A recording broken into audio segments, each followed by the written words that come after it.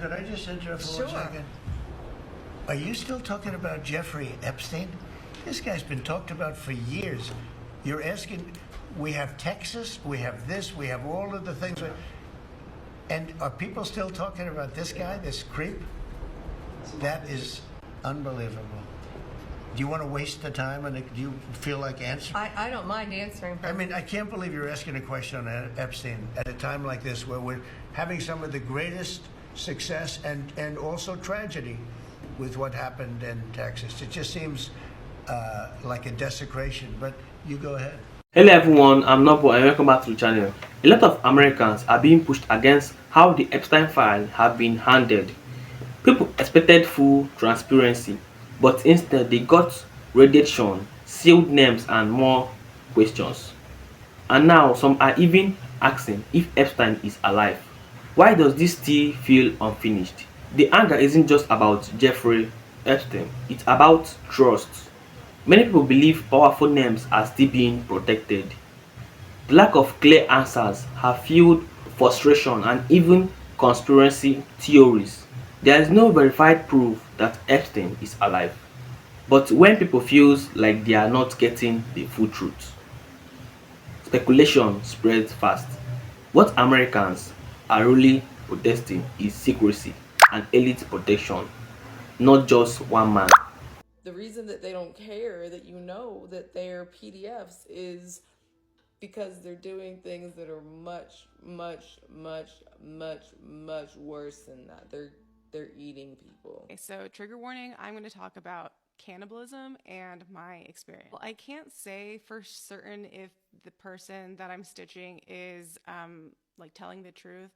I will say that there are more people than we may think that support or at least defend things like cannibalism. In my abusive relationship was the first time I realized people may, that maybe cannibalism is more common than we know, the public understands, and there are people who defend it, especially people in positions of power. I haven't really spoken about like my full story of what happened to me, but essentially, imagine girl moves to LA, falls into a crowd of rich, wealthy, waspy white people with generational wealth and work in the entertainment industry. I was not raised like that. My dad is straight from Greece, came here when he was 19. We're a family of immigrants. My mom is a teacher. We just don't it's not how I was raised or grew up. Like I didn't have money. So imagine meeting someone who kind of introduces you to this world of people, and for a little bit before it turned into like an actual psychological thriller or horror movie, it did feel like I was like Cinderella. And in this environment, it was very like waspy, white, rich people, again, with generational wealth. So that's the backstory overview. And now I'm going to paint a picture of the incident. Imagine me in the kitchen of somebody's very large house in Pasadena. At the time that Army Hammer cannibalism news story broke, and I remember just off the cuff being like, I feel so bad for the victim. Can you imagine what she must be going through? Normal response I had assumed would be, that's horrific.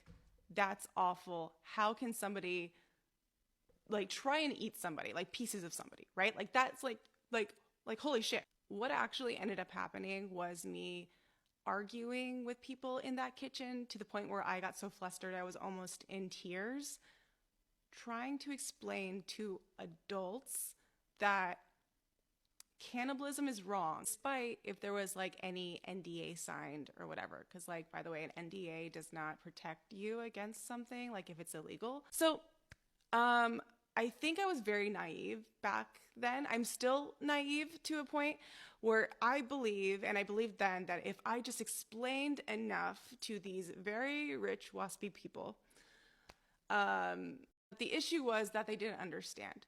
And that if I had explained enough, I believe then, and I think up until very, very recently, like a week ago, believe now that if I had explained to these people enough and broke it down why this is wrong, they would understand. And I think the same thing goes with when why I made this TikTok, right, about DV education, SA, violence against women, and getting so flustered sometimes when I see people defend abusers and see people defend, like, SA. And I used to believe it's because they don't understand. And if there was enough education out there, we would support victims, right? More victims would be supported. I believe like some people just want you to spin your wheels, just explaining to a grown adult that something is wrong gives them plausible deniability. I'm also recommending the book, The Gift of Fear, and also the book Without a Conscience. I'm being very choice with my words here. If you're like, she's using words that are fluffy, it's because like I don't want to get sued.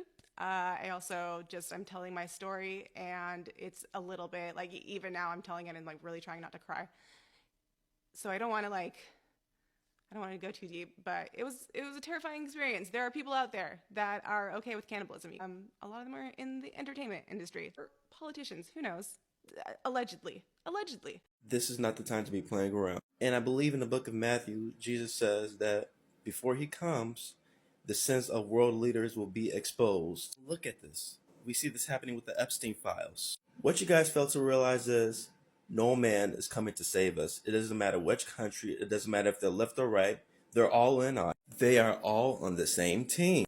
And knowing how the elites work, while we are so busy paying attention to these Epstein files, they're busy getting ready for the Antichrist to take the throne. Guys, it don't matter.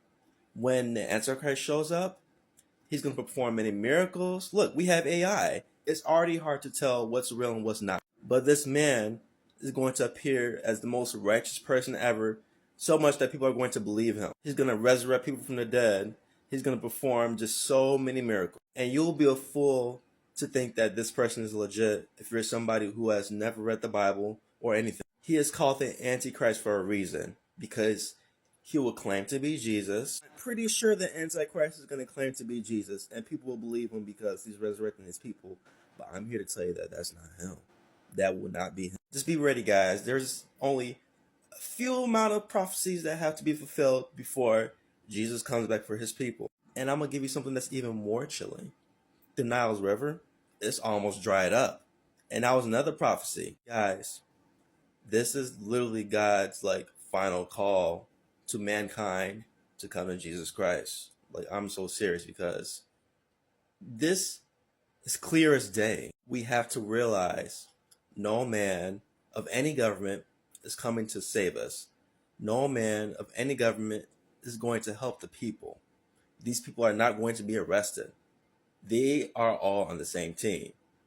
It's time for us to come to Jesus Christ and realize that he is truly our Lord and Savior. Like this place called Earth is not really meant to be our home. I hope you guys know that. I want you to know that when Jesus shed his blood for us, he has obtained eternal salvation once and for all. Hebrews 9:12, you can look that up. He died as a human and resurrected from the dead so we can be like him. For all who believes that Jesus Christ is their only Lord and Savior, you have been saved once and for all. He is truly our Savior. He's the only one who's going to save us. Nobody else will. Who are yapping so much about ICE and immigration enforcement, they have not said anything about the Epstein files that have dropped. Real networks, real documents, real evidence of elite child abuse at a systemic level. A lot of the same celebrities who haven't shut up once in weeks and weeks about ICE and immigration, they all can't be bothered to even post something on Twitter. And that silence matters quite a bit, because mass migration is not just about jobs or borders or compassion. It is one of the largest human trafficking pipelines on the planet. I'm not paying much mind to the Epstein files, and you shouldn't either, unless there's going to be consequences for the people who did all of this, which so far there hasn't been any real consequences. And what they're doing at this point is slowly revealing more and more very dark, twisted information and nothing is being done about it. So what's happening is that each time, especially when people are like sensationalizing this and memifying the most wicked, disturbing things, what's happening is people are becoming more and more desensitized to really disturbing things. They have already gotten away with it. In fact, first of all, Epstein's not dead. Epstein is probably on another island laughing his ass off right now and continuing all the work that he has been doing for all these decades. But they're literally playing in our faces now, because now they're putting out the information. They're quite literally, and mind you, they're controlling what information they're putting out. Like, the people involved in the files are the same people putting out the information, because what they're doing is literally admitting what they did slowly and getting away with it. And unless there's consequences, why the fuck are we talking about it? Because these are not normal topics that human beings should even be thinking about. Most normal human beings should not be thinking about the things that are in the Epstein files. And yet now we are. What that's doing is normalizing that behavior in our minds, especially when it's like every few days now, they're like putting out a little bit more. Every few days, you get a little bit more. Your mind is slowly becoming desensitized to all this wicked darkness. And it's already gotten to a point where people are hearing this stuff and either making jokes about it or just being disgusted by it, but not willing to actually do anything. Unless there's going to be actual consequences, we should not be hearing this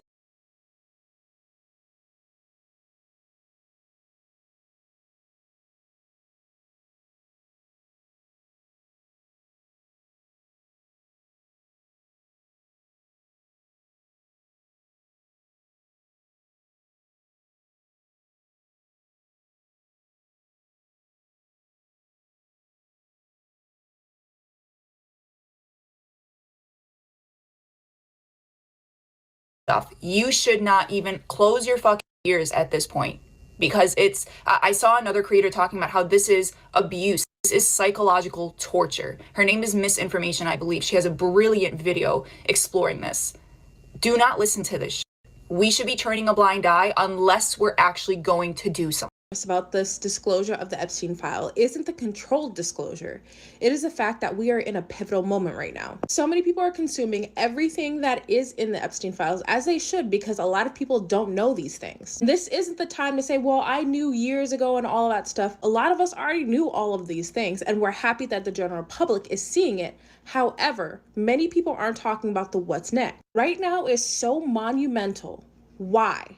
Because what happens next is going to dictate history. The way that they disclosed these files was a controlled disclosure. They didn't release everything at once. They had to temper the pot. They had to temper the audience. If they had released this from day one, there would have been riots. So they slowed it down. They released little bits at a time so they could temper the pot, so that we wouldn't freak out. But now that they have released so much more information, this is important. They are now seeing if they tempered the audience enough, because they've already made the announcement that they're not going to arrest anyone. And they even made a joke like, you're saying he touched children? So now that we're reading all of these files, the way that we react to them is going to dictate how they continue to behave. If we read it and move on quickly, that is now giving approval for everything that they've been doing, because finally, a lot of people know. And if you silently agree by not doing anything, that is training them that it is okay. The expected response through this controlled disclosure is actually silent compliance, something that you look away from in shame, even though you didn't do it.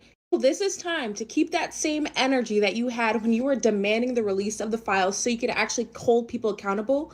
This is that moment. Because if we don't start holding people accountable, we are training them and letting them know that it is okay. The most important thing to come out of the Epstein files is that Americans have finally come to realize something that the rest of the world has always known, which is that we are truly not free. The Epstein files is not conspiracy. The U.S. Department of Justice have published these files, 3.5 million documents to be exact, with incriminating evidence of the whole U.S. oligarchy doing the most disturbing and disgusting things to an underage group of people. Do you understand? And where is the outrage? Where are people protesting? Where's the calls for impeachment? Where's the call for U.S. regime change here? There's none. And that's mainly because Americans have finally come to accept that they are not free.